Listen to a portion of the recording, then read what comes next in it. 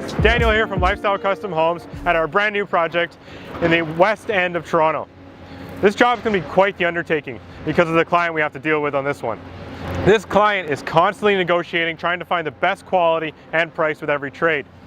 They are incredibly demanding with the needs for their home, but very knowledgeable about construction. And they are especially cranky if there are any delays of the project. There's also a lot of pressure to get this job done as fast as possible. Who is this client, you may ask? Well, that's right, it's me. This is the future home of our family, and we're very excited to get started on this project. We officially got our demolition and building permits to build our dream home, and it's time to clear the site. On today's video blog, we're going to talk about the demolition and site setup stage of construction. We have already mobilized the excavator and have begun demolishing our existing home, as you can see behind me. Demolishing a home is an oddly satisfying stage of construction. But before you can enjoy the show, there are a few things you'll need to do in order to set up the site. Safety, as always, is our first concern for our job sites. Before you can get going on any construction, you'll need to fill out a notice of project from the Ministry of Labour website.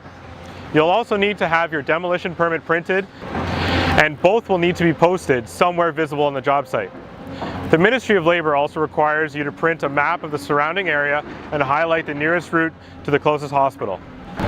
Since we will have heavy machinery on the job site, look at how it will be able to maneuver around the site and if there are any obstacles that can prevent you from working, like trees or overhead wires. Overhead wires may have to be protected due to the proximity of the site, even though they may not be on your property. The home you are demolishing should also have any hazardous materials, such as asbestos, removed from the house before you start the demolition process. Your demolition job will start off by taking the top of the house off and poke down the roof for it to cave into the house. Once some part of the roof has caved in, parts of the building can be scooped up and set into the dumpster.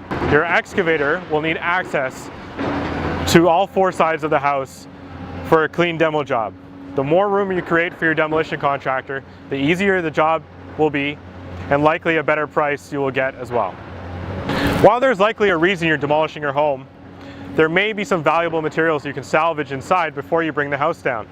You can look for things like copper piping or electrical wire, which can earn you a few $100s.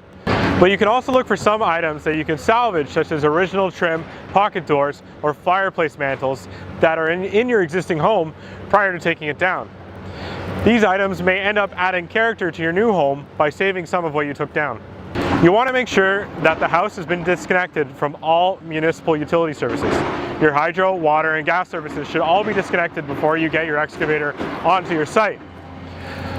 While you're at it, your monthly garbage service can also be canceled, since most of your construction debris will be taken away by a bin. Construction fencing is a requirement for most municipalities. It's a deterrent to keep people out, especially children who frequent the neighborhood. Ensure there's a temporary number and mailbox to fix somewhere outside that fence. Your site plan would have indicated which trees are to be protected during the course of construction and what sort of tree protection is required. Every municipality is different with how they handle private and public trees. Your site plan agreement will dictate which trees you will need to protect or which trees you will be allowed to remove. A word of caution: the Urban Forestry Department in Toronto can take months to approve an application to protect or remove a tree. So don't wait. Get that application in as soon as possible. Your neighbors don't want to be disturbed by loud noise from demolition and construction. So that your neighbors don't get surprised, it is best to send out a letter to your block to let them know that you're about to start construction and there may be loud noise levels and possible interruptions on the street. Getting your community involved and informed of the construction will save you a lot of headaches from angry neighbors in the future.